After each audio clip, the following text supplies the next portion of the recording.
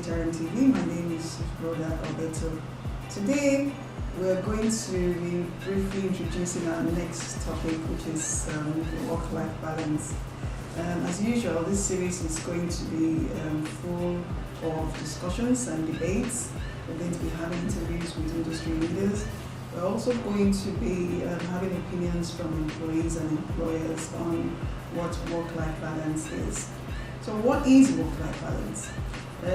It's a term used to describe the splitting of one's life and energy, one's time and energy between work and life, like the important aspects of one's life. But you see, that is easier said than done. Achieving work-life balance is a daily challenge. It's tough trying to make time for family, for friends, for community, things you will do in your community, to even take care of yourself. The kind of personal things you might want to get engaged in, it also might be difficult to make time for it and also be available to be effective and efficient in the workplace. So imagine that, there's so much you can do in a 24-hour day. So whether we like it or not, this is a discussion that it's important to us. You see, these days, work-life balance seems near impossible. And why is that? It's because of technology. Technology appears to be taking over. Everyone seems to be on the other end of some device or the other. And this makes it very, very easy to access anybody. So your employees could not be at work, but you can still access them because you can call them on their phones. And the reason why they would even accept those calls or they seem to be contributing to not being able to balance their work and life themselves is because they need to respond to their employers when they call them, because everybody is afraid of losing their jobs. Okay? So, even when we're writing those JDs as HR, we always manage to sneak in a phrase in there that says, by accepting this offer, you accept to work odd hours as work exigency dictates. So this is the reason why their inability to balance their work and their life. Okay, and they will even accept to do these jobs outside of normal work hours, even without any extra pay or without any extra incentive, because everybody wants to remain in employment. Nobody wants to lose their job.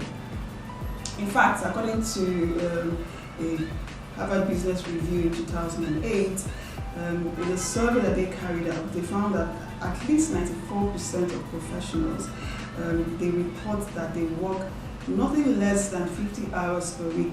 Even half of those people say they work at least 65%, 65 hours per week. And guess what? A normal work week is only about 40 hours on an average. Okay, so you see where the problem lies.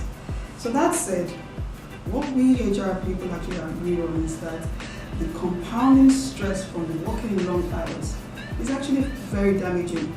It will damage your health, it will damage your relationships, even your overall happiness. In fact, Sarah Carmichael, she wrote an article again in the Harvard Business Review in 2015, where she said that long hours of work actually backfires. It backfires for the employee, it backfires for the employer. And there's no real evidence that working long hours actually contributes in any positive way to the growth or the performance of an organization. Let me quote even a section of that article that says, "The story of overwork is literally a story of diminishing returns." Yeah? So keep overworking and you will progressively work more stupidly on tasks that are increasingly meaningless. So the real game changer here, unfortunately, and also in my opinion, is not the employees, it's the employer. Okay? I am by no means advocating that employees should go up in arms and resist working. by no means am I advocating that. What we need to do here is actually to discuss what work-life balance is.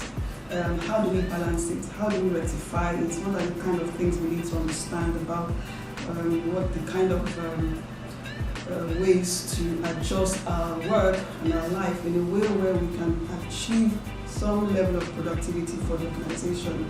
Okay, so we'll be exploring this topic. We'll be having perspectives from industry leaders, and if it's possible, we can also start to examine where we can start from to achieve this work-life balance. So this is a very exciting topic for me, and I know it's going to be for you as well. Because I, as a HR professional, I would also be learning alongside yourselves. Okay, so what I do know for now, though, is that as HR professionals, the balance between work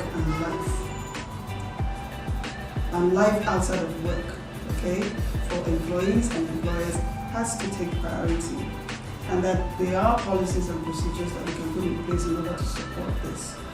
Okay, but till we start this series and till the next interesting topic comes online, kindly stay tuned and turn on your notifications so that anytime we post a new topic, you'll be the first to know.